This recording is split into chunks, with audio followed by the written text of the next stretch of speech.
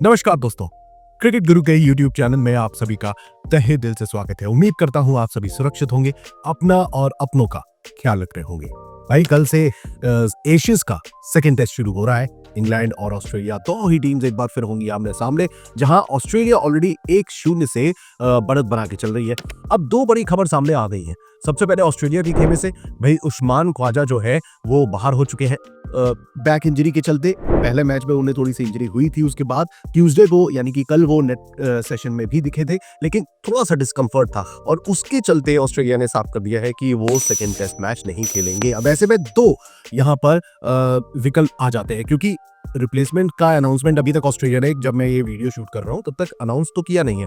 ऐसे में दो विकल्प है ऑस्ट्रेलिया के पास। पहले है जॉश इंग्लिश, जिन्होंने इंग्लैंड लॉयंस के खिलाफ बेहतर परफॉर्म किया था, तो वो एक बड़े विकल्प मिल जाते हैं टॉप ऑर्डर में उस्मान ख्वाजा की जगह। और दूसरे खिलाड़ी है ड्यू वेबस्टर। अब वेबस्टर के साथ बात ये है, समस्या ये है, मतलब समस्या कहें या एक सिचुएशन कहने, वेबस्टर अगर खेलते हैं तो ट्रेविस हेड को टॉप ऑर्डर में खेलना होगा, क्योंकि वेबस्टर मिडिल ऑर्डर के बल्लेबाज है और ऐसे में ट्रेविस हेड टॉप ऑर्डर में बल्लेबाजी करेंगे। हेड ने भी ये बात बता दी थी, अगर आपने हाल ही में उनका एक इंटरव्यू में देखा होगा, तो उन्होंने बोल दिया कि भाई मैं एकदम तत्पर तैयार हूं तत्काल रूप से कि मैं टॉप ऑर्डर में भी बल्लेबाजी कर लूंगा। और वो हमने देखा भी, पहले ही मैच में क्या धाकड़ बल्लेबाजी करी उन्होंने सेकंड इनिंग्स में, मैच का रुख बदल के रख दिया सिंगल हैंडेडली। वही हम देखते हैं ट्रेविस हेड की ओर से। तो खैर यहाँ पर ये दो बातें आ जाती हैं ऑस्ट्रेलियाई खेमे से। इंग्लैंड के खेमे से भी एक चेंज हमें देखने को मिला है। इंग्लैंड ने अपनी प्लेइंग 11 तो अनाउंस कर ही दी है और ऐसे में उन्होंने अपनी तेज गेंदबाज मार्क वुड को बाहर किया है, जो कि इंजर्ड हो चुके हैं, और उनकी जगह आ चुके हैं विल जैक्स। जी हाँ दोस्तों, विल जैक्स को इंग्लैंड ने शामिल कर लिया है अपनी प्लेइंग 11 में। लाइनअप आपके सामने है इंग्लैंड की। यहाँ पर एक चेंज यहाँ नजर आता है इंग्लैंड की ओर से। दोस्तों अब अगर हम बात करें सबसे पहले कि इस अपकमिंग कॉन्टेस्ट में हम क्या देख सकते हैं। कल सेकंड टेस्ट मैच शुरू हो रहा है गाबा के मैदान पर, ब्रिस्बेन के मैदान पर यह मुकाबला होगा सुबह 9:30 बजे से इंडियन टाइमिंग के अनुसार।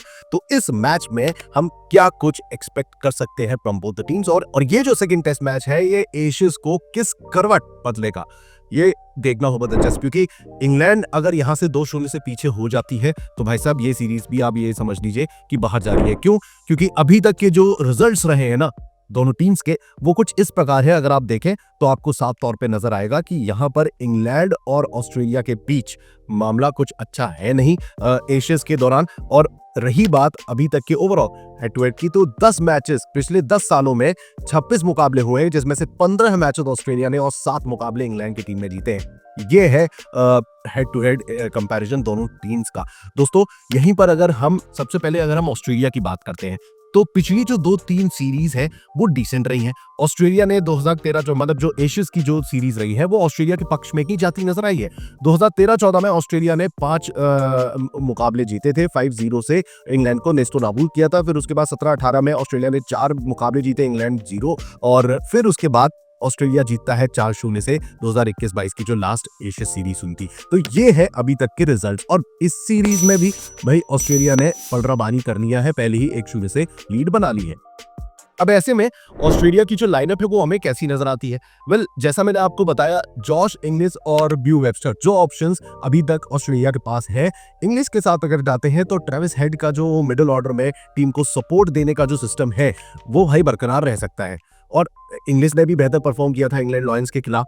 तो ये बात एक आ जाती है जहां पर इंग्लैंड के खिलाफ ऑस्ट्रेलिया का लाइनअप कुछ इस प्रकार है, जहां जैक वेदरहॉल्ट, जॉस इंग्लिश ओपन कर सकते हैं, मार्नस लाबुशेन एक बार फिर तीसरे नंबर पर बल्लेबाजी करेंगे। अब लाबुशेन जो है थोड़े से इनकंसिस्टेंट नजर आते हैं, मतलब उनकी थ्रू आउट दी जर्नी अगर आप देखें टेस्ट फॉर्मेट की, तो एक चीज अधिकतर रही है कि लाबुशेन पर आप उस लेवल पे डिपेंड नहीं हो सकते, क्योंकि फर्स्ट इनिंग में वो रन स्कोर नहीं करते, हालांकि सेकेंड इनिंग में उनके रन निकलते हैं।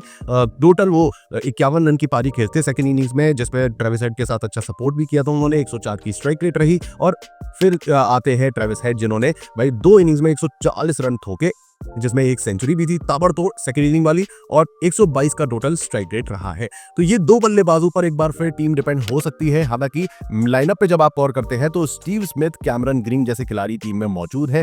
अब यहाँ पर पैट कमिंस की बात भी हो जाती है। दोस्तों स्टीव स्मिथ, अगर पैट कमिंस नहीं होंगे तो स्मिथ कप्तानी करेंगे, वरना यहाँ पर अगर पैट कमिंस आ जाते हैं तो ब्रेंडन डॉगेट बाहर हो सकते हैं। हालांकि डॉगेट ने भी बेहतर परफॉर्म किया था, अगर आप गौर करें तो 2 इनिंग्स में उन्होंने 5 विकेट निकाले थे 15.6 की एवरेज से और अच्छा सपोर्ट दिया था स्टार्क को। लेकिन भाई एनीवेज पैट कमिंस अगर आते हैं यहाँ पर तो डेफिनेटली उनकी जगह बनेगी और वो खेलेंगे, टीम की कप्तानी करेंगे और कमिंस और स्टार्क की जो जोड़ी है एक बार फिर तहलका मचा सकती है, क्योंकि अभी कमिंस नहीं थे तो ये हाल था। स्टार्क तो 7 विकेट ले गए थे फर्स्ट इनिंग में। ओवरऑल अगर आप देखें तो स्टार्क ने 2 इनिंग्स में 10 विकेट लिए 11.3 की एवरेज से, और जिसमें कि पहली इनिंग्स में तो 7 विकेट ठोक देते हैं। तो यहाँ पर अगर आप बात करते हैं कि पैट कमिंस की अगर मौजूदगी हो जाती है तो टीम और ज्यादा लीथल हो जाएगी, क्योंकि यहाँ पर आपको स्कॉट बोलैंड भी मिलते हैं। तो हेजलवुड, स्टार्क और कमिंस की जो तिगड़ी थी वो यहाँ पर बोलैंड, स्टार्क और कमिंस बन सकते हैं। तो जो कि बोलैंड ने भी सेकेंड इनिंग्स में 4 विकेट निकाले थे 2.8 की इकोनॉमी से। तो ओवरऑल टीम का जो बॉलिंग अटैक है भाई साहब वो धाकड़ है, क्योंकि लायम भी मौजूद है यहाँ पर अगर आप गौर करें तो नेथन लायन भी टीम में मौजूद है, जो कि इस पूरे मुकाबले का समीकरण जो है, डायनेमिक्स जो है वो बदल के रख सकते हैं। तो ओवरऑल ऑस्ट्रेलिया की टीम भाकर नजर आ रही है। यहाँ पर दोस्तों पोटेंशियल चेंज मैंने अभी भी ड्यू वेबस्टर का डाला हुआ है। On the other hand when we talk about England, भाई टीम में कुछ खामियां हमें देखने को मिली।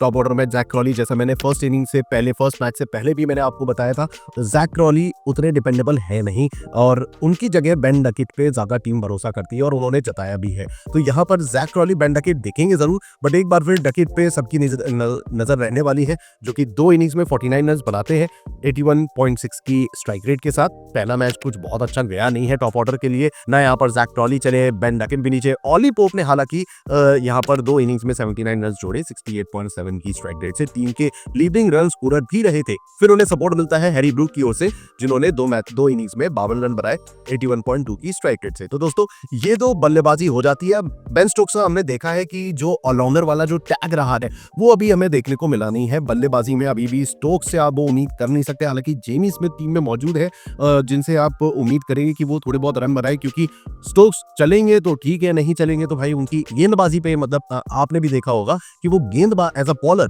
ज्यादा कारगर साबित हुए हैं इंग्लैंड के लिए। तो ओवरऑल टीम बल्लेबाजी में थोड़ा सा संघर्ष कर रही है। 2-3 बैटर्स है, बेन डकेट, हैरी ब्रूक, और यहाँ पर जो रूट का बल्ला अगर चलेगा तो इंग्लैंड जीतेगी।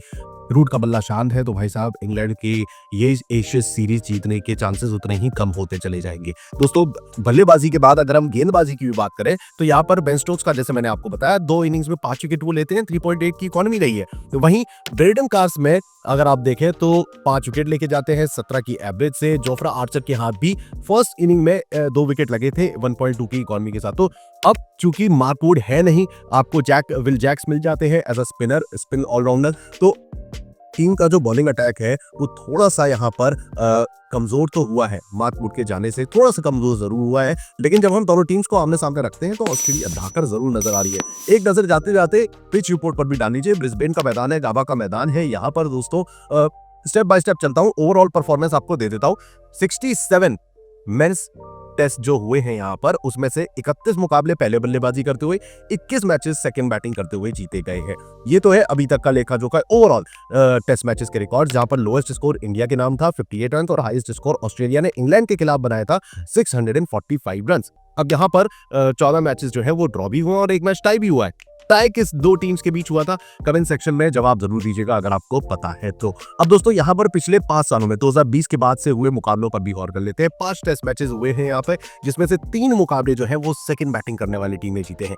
हालांकि टॉस की अगर हम बात करें तो 5 मैचेस में से 3 बार कैप्टन्स ने पहले बल्लेबाजी करने का फैसला लिया है और वही हमें फैसला यहाँ पर भी देखने को मिल सकता है। कैप्टन्स टॉस जीतकर पहले बैटिंग करना पसंद कर सकते हैं और यही हमने ओवरऑल स्टैट्स में भी देखा है कि पहले बैटिंग करने वाली टीम का पलड़ा भारी रहा। अब यहाँ पर बॉलर्स के प्रदर्शन की भी बात कर लेते हैं। पिछले जो 5 मैचेस हुए हैं उसमें से 165 विकेट चटकाए गए हैं, 140 विकेट पेसर्स ने और मात्र 25 विकेट स्पिनर्स की झोली में गिरे हैं। तो नेथन लायन कितने कारगर साबित होंगे और दूसरी ओर विल जैक्स का टीम में आना कितना महत्वपूर्ण होता है गेंदबाजी के लिहाज से, और बल्लेबाजी में विल जैक्स कितना सपोर्ट कर देंगे वो देखना होगा दिलचस्प। फिलहाल के लिए स्पिनर्स की से ज्यादा पेसर्स पर दारोमदार रहने वाला है। स्टार्क खेलेंगे और अगर पैट कमिंस यहाँ पर टीम में शामिल हो जाते हैं तो ऑस्ट्रेलिया का बॉलिंग अटैक लीथल होने वाला है अलॉन्ग विद स्कॉट बोलैंड। दोस्तों इस बारे में आपका क्या ओपिनियन है, कमेंट सेक्शन खुला हुआ है, जवाब जरूर दीजिएगा। और दोस्तों इंडिया साउथ अफ्रीका का मैच भी चल रहा है, उस पर भी नजरें हमारी बनी रहेंगी। तो क्रिकेट गुरु को सब्सक्राइब करना ना भूलें, जिससे आप क्रिकेट से जुड़ी, मुकाबलों से जुड़ी, प्लेयर्स के स्टैट्स से जुड़ी A to Z detailed updates पाते रहे। So stay tuned and keep watching cricket Guru.